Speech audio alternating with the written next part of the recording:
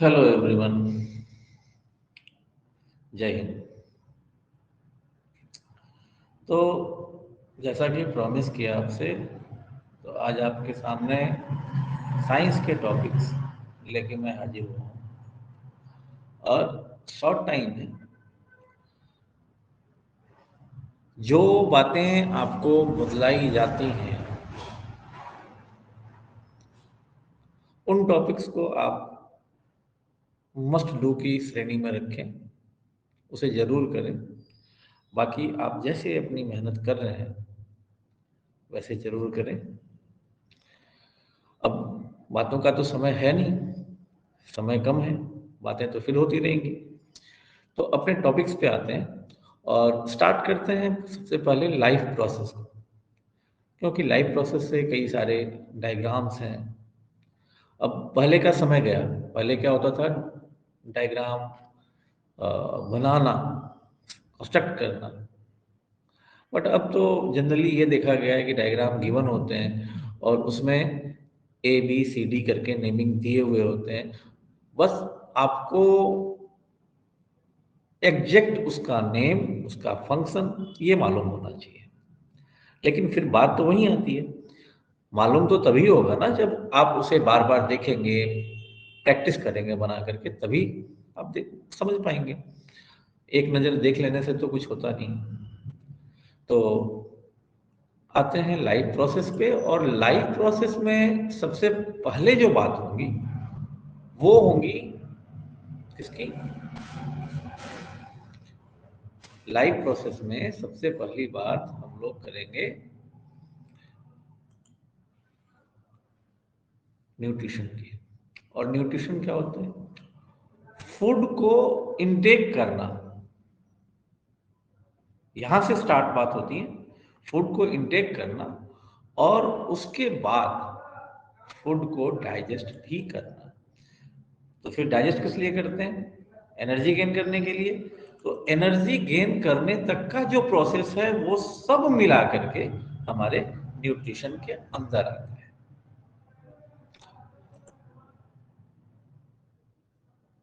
अब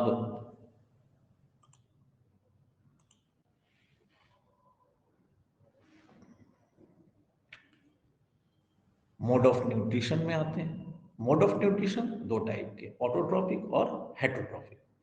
autotrophic nutrition क्या होते हैं? ऑटो कहते हैं ना, ऑटो स्टार्ट, गाड़ियां होती, auto start, self start, auto, self, सारी बातें एक है। यानी जो अपना न्यूट्रिशन खुद गेन करता हो, यानी खुद अपने लिए भोजन भी बना रहा हो, कंज्यूम भी कर रहा हो, एनर्जी भी ले रहा हो, तो इसकी कैटेगरी में सिर्फ एक ही ऑर्गेनिज्म है, वो है ग्रीन प्लांट। दूसरी बात आती है किसकी? हेट्रोट्रॉपिक न्यूट्रिशन की। हेट्रो, हेट्रो का मतलब अदर होता है। जो अपना भोजन, अपना फूड, अपना न्यूट्रिशन खुद गेन नहीं कर सकता, वो अपने फूड के लिए किसी दूसरे के ऊपर डिपेंड करता है, हेट्रोट्रॉपिक न्यूट्रिशन है। अब हेट्रोट्रॉपिक न्यूट्रिशन में कुछ टाइप्स होते हैं, जैसे होलोजोइक।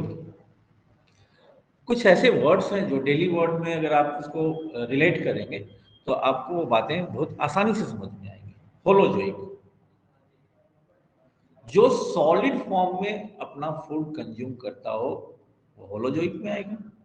सेप्रोफाइटिक, सेप्रोफाइटिक वो होते हैं, सेप्रो का मतलब रॉटन होता है, तो जो रॉटन सबस्टांस को कंज्यूम करते हैं वो आते हैं किसमें? सेप्रोफाइटिक में। Organism feed on dead and decaying particle matter, you can say example fungi है। एक तीसरा पैरासिटिक आता है, और पैरासिटिक में वो कहते हैं ना कि यार ये पैरासाइट की तरह चिपक गया है,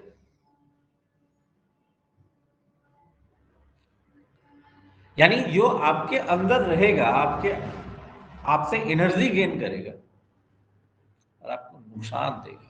तो जो रहने वाला उसको होस्ट कहते हैं। प्लांट पैरासाइट में कसकटा का नाम आता है, या फिर पैरासाइट आपने मलेरिया का जो कॉजिंग ऑर्गेनिज्म होता है उसके बारे में भी सुना है। अब यहां से बात एक पैरासिटिक के साथ एक और बात बता दूं कि सिम्बायोसिस भी होता है। सिम्बायोसिस में क्या होता है, जो होस्ट है और जो जिसके अंदर वो होस्ट रह रहे हैं, उन दोनों को बेनिफिट होता है, उसको हम सिम्बायोसिस कहते हैं। अब न्यूट्रिशन अगर हम एनिमल में देखें, चाहे वो अमीबा ही क्यों ना हो, 5 स्टेप्स में कंप्लीट होते हैं। इंगेशन से स्टार्ट होता है, इगेशन तक कंप्लीट होता है। ध्यान देने की बात ही सारी। इंगेशन के बाद डाइजेशन, डाइजेशन के बाद एब्जॉर्प्शन, फिर एसिमिलेशन, फिर इगेशन। और इंगेशन सिंपली क्या होता है, इंगेशन का मतलब फूड को अपने माउथ के अंदर, या अगर हम अमीबा की बात कर रहे हैं तो मतलब फूड को कंज्यूम कर लेना, इंगेशन। और जैसे ही फूड हमारे माउथ में आता है वहां से डाइजेशन स्टार्ट हो जाता है। अभी बात करेंगे हम ह्यूमन की। सबसे पहले आपके सामने अमीबा है, अमीबा को देखते हैं। तो अमीबा में जो इसके बाउंड्री को आप देख रहे हैं, जिसको आप सेल मेम्ब्रेन कह सकते हैं, ये सूडोपोडिया कहलाता है। और सूडोपोडिया ही रिस्पॉन्सिबल है अमीबा के लाइफ प्रोसेस के अंदर जितनी लगभग लगभग जो एक्टिविटीज होती हैं, चाहे वो रिस्पिरेशन की हो, एक्सक्रीशन की हो, चाहे वो न्यूट्रिशन कंज्यूम करने की हो, ये सूडोपोडिया के थ्रू ही होता है। तो सूडोपोडिया फूड पार्टिकल को जैसे ही देखता है वैसे ही अपना शेप बदलता है, और इस शेप का बनाता है कि वो फूड पार्टिकल को ट्रैप करे। फूड पार्टिकल को ट्रैप करने के बाद फिर आप थर्ड स्टेप में देख रहे हैं कि ये जो सूडोपोडिया है, ब्रेक होने के बाद वापस ये कंप्लीट हो जाता है फूड पार्टिकल इस अमीबा के अंदर। वहां पे इसका डाइजेशन होता है, और फिर जो रेसिड पार्टिकल है, बचे हुए पार्टिकल है जो डाइजेस्ट नहीं हो पाए, वो फिर एक्सट्रैक्ट आउट हो जाते हैं सूडोपोडिया के थ्रू। तो ये तो बात रही अमीबा की। और फटाफट अब हम लोग आ जाते हैं ह्यूमन में, और बड़े ध्यान से समझने की बात है ह्यूमन डाइजेस्टिव सिस्टम। क्यों ध्यान से समझने की बात है? वो इसलिए क्योंकि जब हम लॉन्ग क्वेश्चन करते हैं ना, तो ऑब्जेक्टिव हो या अभी देखो आप, मैं आगे बात करूंगा आपसे कि साइंस में तो कुछ मार्क्स ऐसे हैं जो आपके फ्री के आते हैं। थोड़ा सा कंसंट्रेशन जरूरी है। अब क्या है कि कंसंट्रेशन की बात जब मैं करता हूं, तो अब आपके सामने सब कुछ आ, जैसे पैराग्राफ जो लास्ट के क्वेश्चन 36 37 नंबर हैं जो 4 मार्क्स के होते हैं, आप उसमें अगर देखेंगे, अभी आपने प्री बोर्ड वगैरह दिया ही हुआ, तो पैराग्राफ लिखा हुआ है, उसी के अंदर से क्वेश्चन है। और पता है आपको, उन क्वेश्चन का आंसर भी उसी पैराग्राफ में। लेकिन थोड़ा बहुत दाएं बाएं तो भाई ऐसा तो है नहीं, साइंस कोई खिलवाड़ तो है नहीं कि एकदम बना बनाया क्वेश्चन आंसर सब दे दे आपको। कुछ तो पढ़ना ही पड़ेगा। वो एक बार क्या हुआ, हमारे बिहार में चीटिंग हो रही थी।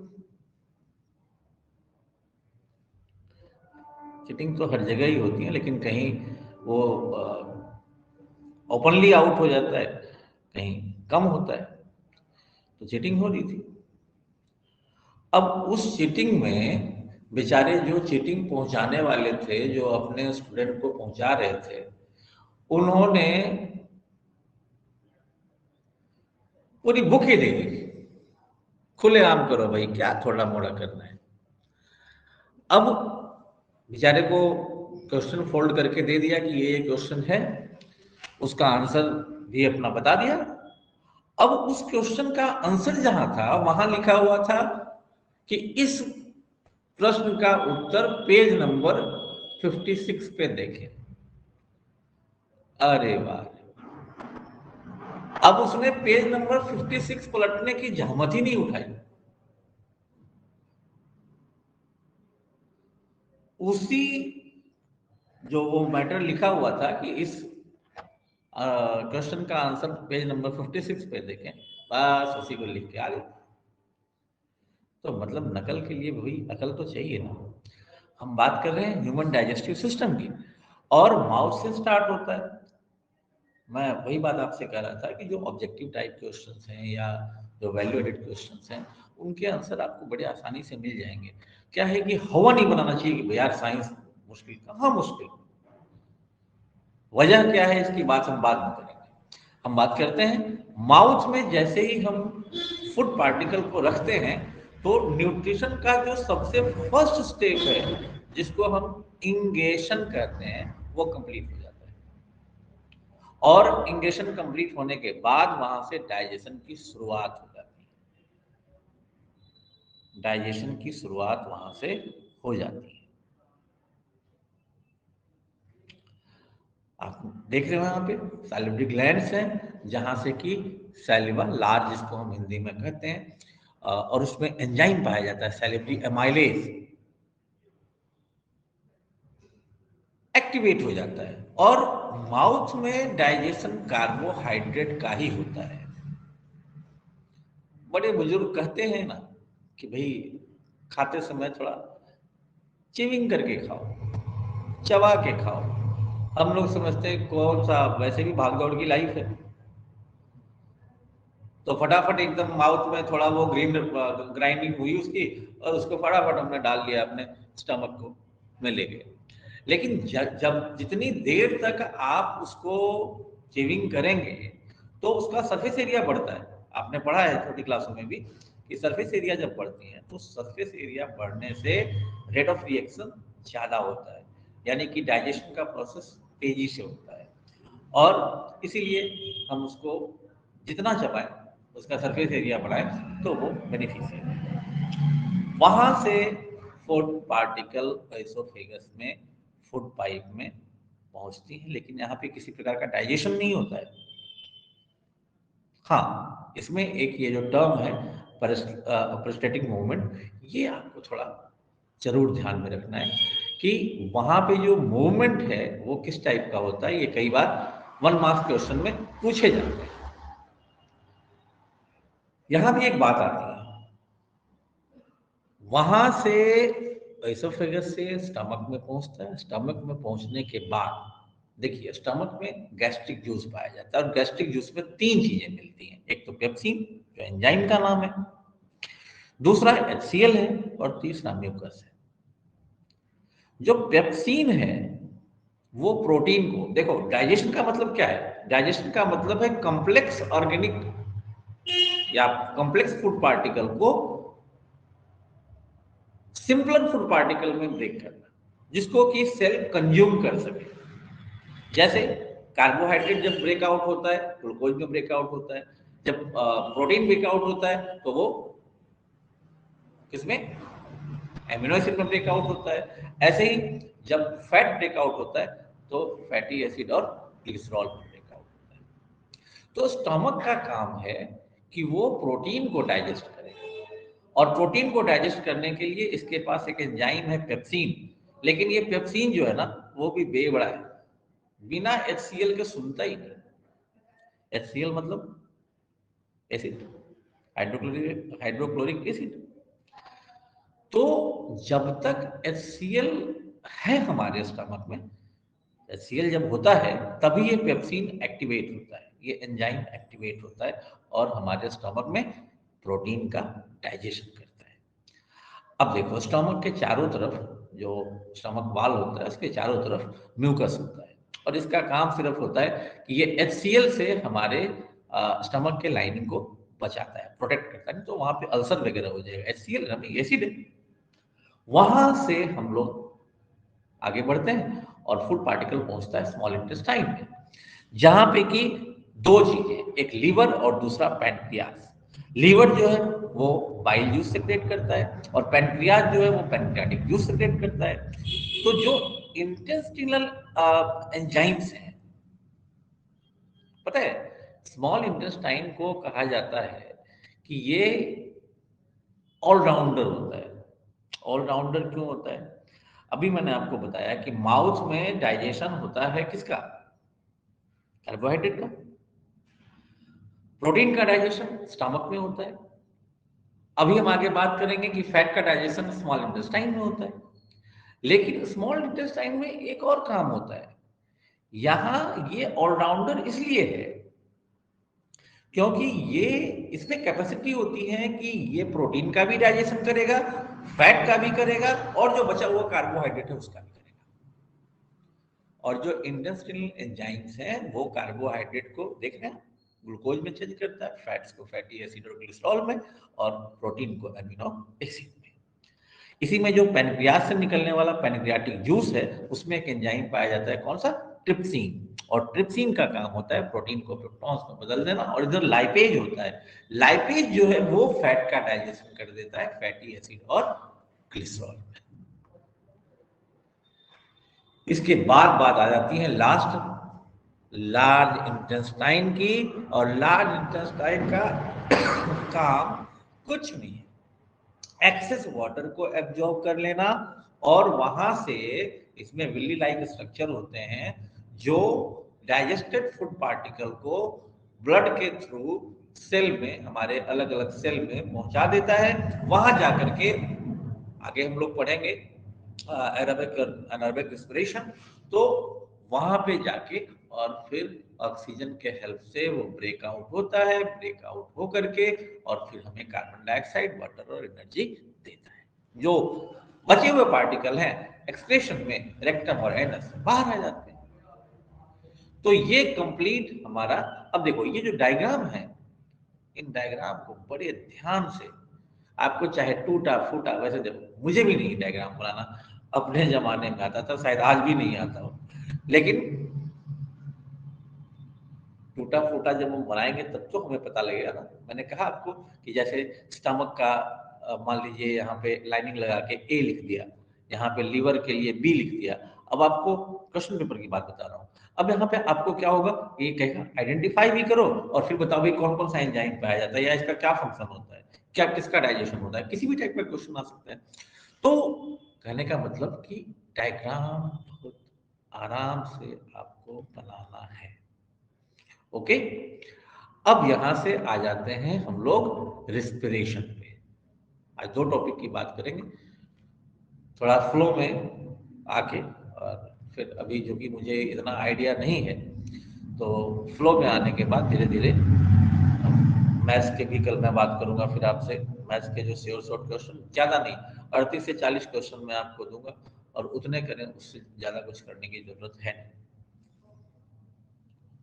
मैंने कल ही बताया आपको कि दीनदयाल उपाध्याय योजना की बात मैं कर रहा हूं।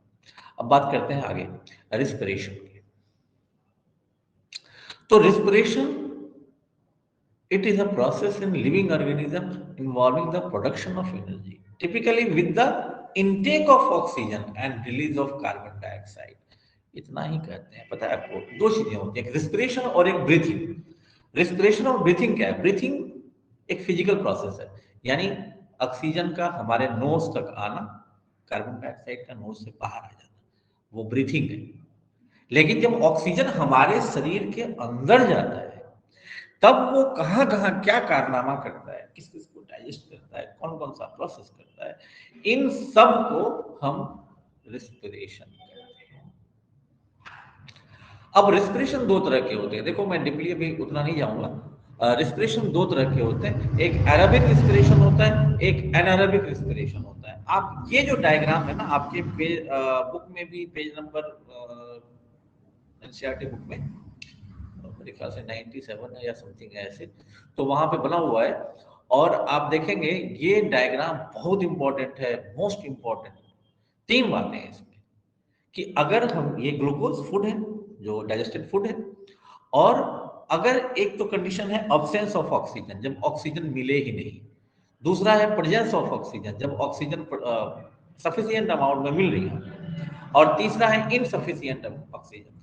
तो तीनों कंडीशन में क्या होता है, अब आप देखो, जब हमारे शरीर में ऑक्सीजन सही अमाउंट में है, अवेलेबल है, तो ग्लूकोज, कार्बन डाइऑक्साइड, वाटर और एनर्जी में ब्रेक होता है। इसको हम एरोबिक रिस्पिरेशन कहते हैं। लेकिन जैसे अमीबा वगैरह में होता है, तो जिसको हम फर्मेंटेशन भी दूसरा नाम कहते हैं, एनारोबिक रेस्पिरेशन भी कहते हैं, वहां पे ऑक्सीजन अब्सेंस होता है। जब ऑक्सीजन नहीं है तो वहां पे इथेनॉल और कार्बन डाइऑक्साइड की फॉर्मेशन होती है। लेकिन दोनों में फिर डिफरेंस क्या है? डिफरेंस ये है कि एरोबिक रेस्पिरेशन में जहां पे ऑक्सीजन सही रूप से अवेलेबल था, वहां पे आपको 38 एटीपी एनर्जी मिलती है, लेकिन जहां पे एनारोबिक रेस्पिरेशन है वहां पे 2 एटीपी एनर्जी मिलती है। और तीसरा जो कंडीशन है भाई, ऑक्सीजन इनसफिशियंट का मतलब है कई बार नहीं हम लोग अपने औकात से ज्यादा काम कर देते हैं, दौड़ना धूपना कुछ इस तरह से फिजिकल वर्क वगैरह कर दिया, तो ये मांसपेशियों वगैरह में यहाँ वहाँ दर्द होना शुरू हो जाता है। तो क्योंकि जितना हमारी कैपेसिटी थी उससे ज्यादा हमने वर्क कर दिया, तो जो मसल्स हैं उसको सही अमाउंट में ऑक्सीजन नहीं मिल पाया, और इस वजह से वो कार्बन जो ग्लूकोज है वो अच्छी तरह से ब्रेक नहीं हो पाया। वहां पे लैक्टिक एसिड की फॉर्मेशन हो जाती है, और एसिड है भाई, दर्द तो देगा, लेकिन वो धीरे धीरे देखते हो आप, छोटे बड़े भाई बहन से थोड़ा आप मदद ले लेते हो, तो वो धीरे धीरे वो जो लैक्टिक एसिड है वो वापस कन्वर्ट हो जाता है जैसे जैसे ऑक्सीजन मिलता है, और फिर हम रिलैक्स महसूस करते हैं। तो ये डायग्राम बहुत इंपॉर्टेंट है, मोस्ट इंपॉर्टेंट, और एरोबिक और एनारोबिक में जो डिफरेंस देखना है आपको, अभी मैंने समझा भी दिया आपको। देखिए, डायग्राम की जहाँ तक बात है, मैं आपको इतना ही सजेस्ट करूंगा कि आप इस चैप्टर के जो डायग्राम है उनको जितना ज़्यादा बना के देखें, 1 से 2 डायग्राम तो मस्ट है, आने ही आने होते हैं। उसके फंक्शंस वगैरह आपको देखते हैं, जैसे मैं अभी इसकी भी बात करेंगे, और इसके आगे अभी लंग्स की बात आएगी। जैसे आप ये देखो, इसमें एक रे डायग्राम बना हुआ है कि नॉस्ट्रिल यानी नाक का जो 2 पैसेज है, वहां से नसल पैसेज में पहुंचता है, नसल कैविटी में, फिर फेरिंग्स और लैरिंग्स क्या होते हैं? फेरिंग्स और लैरिंग्स, फेरिंग्स जो होते हैं ये फूड को कैरी करते हैं, और लैरिंग्स को वॉइस बॉक्स कहते हैं। तो यही तो कई बार देखते हो बूढ़े बुजुर्ग कहते हैं कि भाई खाते समय बोलना नहीं चाहिए। हम लोग कहते हैं अच्छा ये चुप रहने के लिए ऐसा बोल रहे हैं, ऐसा नहीं है। अगर हम खाना खा रहे हैं तो वो फेरिंग से जा रहा है, और अगर आप खाते भी बोलते भी तो फिर वो जो वॉल्व होता है ना, वो कंफ्यूज हो जाता है कि शायद वो फेरिंग्स में खुलना है या लैरिंग्स में खुलना है। तो इस वजह से फिर वो फूड पार्टिकल गलत जगह में पहुंच जाता है, और फिर हम परेशान हो जाते हैं। वहां से ट्रैकिया में, ट्रैकिया से ब्रॉन्जी में, ब्रॉन्जी से लंग्स में, और लंग्स से ब्रॉन्चाइल से होते हुए फिर अलग अलग सैक से लेकर के और ब्लड कैपिलरीज तक ये पहुंचने का काम करता है। तो डायग्राम ये आपको देखना है एक बार, और इसके बाद हम लोग आ जाते हैं सीधा कहाँ? ह्यूमन हार्ट पे। ये भी मोस्ट इंपॉर्टेंट, बना के देखेंगे तब पता लगेगा। 4 वॉल्व होते हैं, और रे डायग्राम वाला ये जो डायग्राम है ना, ये काफी अच्छा है, क्योंकि इसमें एरो दिखा करके आपसे सब कुछ बताया गया है। छोटी सी बात बता देता हूँ, जैसे आर्टरीज है, आर्टरीज और वेन्स, 2 इसमें वेसल्स होते हैं।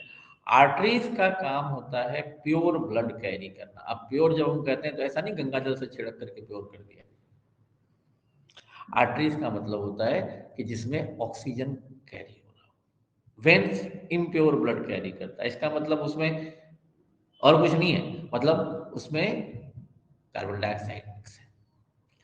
लेकिन यहाँ पे 2 नाम आप जो देख रहे हैं ना, pulmonary arteries and pulmonary veins, तो जैसे ही पल्मोनरी, और एक आगे हम लोग पढ़ेंगे किडनी में, एक्सक्रीटरी सिस्टम में, वहां पे रेनल आ जाएगा। तो जहां रेनल या पल्मोनरी लग जाए तो आर्टरीज और वेन्स का काम उल्टा हो जाता है। यानी पल्मोनरी आर्टरी, वैसे तो आर्टरीज प्योर ब्लड कैरी करती हैं, बट पल्मोनरी आर्टरीज यहाँ पे कैरी करेगी इम्प्योर ब्लड, और वैसे ही जो वेन्स इम्प्योर कैरी करता है, पल्मोनरी वेन्स जो है वो करेगा प्योर ब्लड। अब आप देख लो, यहाँ से लेफ्ट एट्रियम है। कई बार क्या है कि संस्कृति, हम लोग तो वैसे खोते ही चले गए ना, संस्कृति हमारी वो रही नहीं, बहुत सारी चीजें हमने मिस करी है। तो लोग कहते हैं कि भाई लेफ्ट हाथ से ना हाथ मिलाना चाहिए, शायद आपने सुना और नहीं सुना होगा, आई डोंट नो। तो वो इसलिए ऐसा कहते हैं क्योंकि यहाँ पे पल्मोनरी वेन्स है, और ये प्योर ब्लड लेकर के लेफ्ट, ये देखो 2 पार्ट है, लेफ्ट एट्रियम और लेफ्ट वेंट्रिकल। सबसे पहले जो लंग से ब्लड आना है, ऑक्सीजनेटेड ब्लड आना है, वो यही आना है, लेफ्ट एट्रियम। लेफ्ट एट्रियम से लेफ्ट वेंट्रिकल से, और फिर आप देख रहे हो यहां से होते हुए, इस वॉल्व से होते हुए, और इस वॉल्व से ये पल्मोनरी आर्टरी से होता हुआ निकल लेता है। तो यहां जो आप पल्मोनरी आर्टरी नहीं बल्कि अरोटा से, सॉरी, तो अरोटा जो होता है यहां से आप देख रहे हो, ये हमारे पूरे ब्लड में, पूरे शरीर में ये यहाँ से कैरी होता है। और फिर वहां से जब एंट्री होता है तो ये देखो vena cava from lower body, और एक वेना कावा ऊपर फ्रॉम अपर बॉडी। फिर यहाँ से जब मतलब जो कार्बन डाइऑक्साइड वाला जो ब्लड है उसको कैरी करके वापस ये यहाँ से लेके आता है, और फिर कहाँ पहुंचता है, राइट वेंट्रिकल में। राइट वेंट्रिकल से कहाँ पहुंचता है, राइट एरिकल में, और फिर राइट एरिकल से लेकर के, एट्रियम से लेकर के, और फिर पल्मोनरी आर्टरी से होता हुआ ये वापस लंग्स में पहुंच जाता है। अब देखो यहीं से क्वेश्चन अराइज होता है कि डबल सर्कुलेशन। तो क्योंकि देखा आपने दो बार, एक बार तो यहां से अर्टा से ये ब्लड गया, हमारे पूरे शरीर में ऑक्सीजन पहुंचाया, और फिर यहाँ वेना कावा से ब्लड वापस हार्ट में अंदर हुआ। तो दो बार चुकी, और फिर यहां से वापस निकला भी, तो इसलिए इसको हम डबल सर्कुलेशन कहते हैं। एक ये डायग्राम बहुत अच्छे से करना है आपको, और मैंने आपको सबका फंक्शन बताया है। छोटी बात में मैं थोड़ा सा बता दूं आपको कि आरबीसी जो ब्लड के अलग अलग कंपोनेंट्स हैं, आरबीसी, डब्ल्यूबीसी और ब्लड प्लेटलेट्स। तो आरबीसी आपको मालूम है इसमें रेड कलर होता है, क्यों होता है, हेमोग्लोबिन पाया जाता है। डब्ल्यूबीसी जो है वो हमारे लिए बॉर्डर सिक्योरिटी फोर्स है, बीएसएफ है। ये बाहर से आने वाले जो भी ऐसे इन्वेडर्स हैं उनको ये, उनसे प्रोटेक्ट करता है। और ब्लड प्लेटलेट्स ब्लड क्लॉटिंग में, यानी कि जब कट फट जाता है तो उस समय ये काम आता है। अब आगे यहाँ से बढ़ते हैं, और आपके काम की बात मैं करूं और एक्सक्रीटरी सिस्टम की बात करता हूं। जहां तक बात है एक्सक्रीटरी सिस्टम की, तो आप इसमें कुछ बातें गौर करेंगे। क्या आप यहाँ देखो, एक अभी बात मैं कर रहा था ना रेनल आर्टरी और रेनल वेंस की, तो रेनल आर्टरी और रेनल वेंस वही है। आर्टरी का काम अपोजिट, अगर रेनल लग गया। अब ये जो रेनल आर्टरी और रेनल वेंस हैं, ये यहाँ पे इम्प्योरिटी वाले, यूरिया वाले, नाइट्रोजनस सब्सटेंस वाले, जो नाइट्रोजनस सब्सटेंस वाले ब्लड है, उसको जो वेस्ट पार्टिकल है उसको लेकर के आता है, और ज्यादा कुछ नहीं। किडनी में ये आकर के यहाँ पे ये क्या कहते हैं उसको, फिल्ट्रेट हो जाते हैं। इसका फिल्ट्रेशन होता है यहाँ पे, और फिल्ट्रेशन होने के बाद यहाँ से जो इम्प्योरिटीज जो होती हैं वो आप देखो यूरेटर से होते हुए यूरेथ्रा तक पहुंच जाता है। सेम वही फंक्शन दूसरी साइड में होता है, और जो फिर यहाँ से ब्लड प्योर होकर के निकलता है वो वापस हमारे पूरे सिस्टम में चला जाता है। तो इसे थोड़ा सा आपको ध्यान से पढ़ना है, समझना है। और ये दो डायग्राम है, एक नेफ्रॉन के और एक सिस्टम के। थोड़ा सा आप लोग यूरिन की फॉर्मेशन पढ़ लेंगे, वैसे तो मैंने अभी आपको बताया, फिर भी इसका फॉर्मेशन एक पढ़ लेंगे, और बस इस चैप्टर को आप यूं ही कंप्लीट करेंगे। तो आज मैंने आपको लाइफ प्रोसेस के बारे में कोशिश की है समझाने की। फिर भी आपको अगर कोई इसमें डाउट हो, प्रॉब्लम हो, मैंने कहा है आपको कि आपके डाउट्स पूछने के लिए भी मैं आपको सॉल्यूशन दूंगा। कोई व्यवस्था में जल्दी ही कर रहा हूँ, आप अपने डाउट्स भी क्लियर करेंगे। और दूसरी चीज, कॉन्फिडेंस कभी लूज नहीं करना चाहिए। थोड़ा भी जितना हमसे पॉसिबल है उतना हम करेंगे। अब इसी में क्या है कि जो कई बार हम लोगों को कह देते हैं बूस्ट अप करने के लिए, अरे कोई बात नहीं, तुम 0 ला रहे थे ना, 2 ले आओ। अब वो बेचारा 2 लाने के बाद कहता नहीं बस बहुत हो गया, 2 ले आया ना, सर ने 2 ही तो कहा था। अरे भाई 0 से 2 का मतलब ये है कि अब आप में भी थोड़ा कॉन्फिडेंस आएगा कि चलो यार 2 लाए तो आगे भी आ जाएगा। वो 2 पे ही कई सारे जमा हो जाते हैं, चलो ठीक है अब 2 तो सर ने कहा था तो ठीक है। तो मेरे कहने का मतलब ये है कि आप कॉन्फिडेंस अपना खुद बना सकते हैं। समय थोड़ा-सा क्या है कि जो ऐसी आदतें हैं, बुरी आदतें हैं, उनको पकड़ने में तो समय कम लगता है, लेकिन अच्छी आदतों को पकड़ने में समय लगता है, फिर वो बोरिंग भी फील होता है हमें, है ना? तो अब इसी के साथ बात भी कर लेते हैं और उसके बाद आगे की कहानी कल करेंगे। और जैसा कि आपने देखा सुना है कि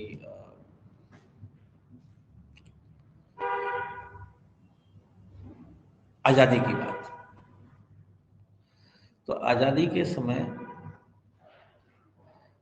जो भी जिस तरह की सिचुएशंस थी और आज जो सिचुएशन है, नो डाउट हम लोगों ने बहुत सारी प्रगतियां की हैं, आगे भी करेंगे, लेकिन इसके साथ साथ जो हमारे सांस्कृतिक और विरासत में मिली हुई जो संस्कार है, मिले हुए जो संस्कार हैं विरासत में, उनको कभी खोना नहीं चाहिए। कहते हैं ना कि जो ट्री होते हैं, पेड़ होते हैं, वो हमेशा जब उनके ऊपर फल नहीं होते हैं तो बिल्कुल टाइट खड़े होते हैं, लेकिन जब उसमें फल आते हैं तो झुकना शुरू कर देते हैं। जब आप में ज्ञान का भंडार होता है, जब आप में नॉलेज आता है, जब आप में दिन दुनिया की समझ आती है, तो आप अपने आप विनम्र हो जाते हैं। और कहते हैं ना, विद्या ददाति विनयम, विनयम ददाति पात्रता। अगर आपके पास विद्या है, नॉलेज है, तो आप में विनय भी आएगा, यानी कि आप मृदुभाषी भी होंगे। और जब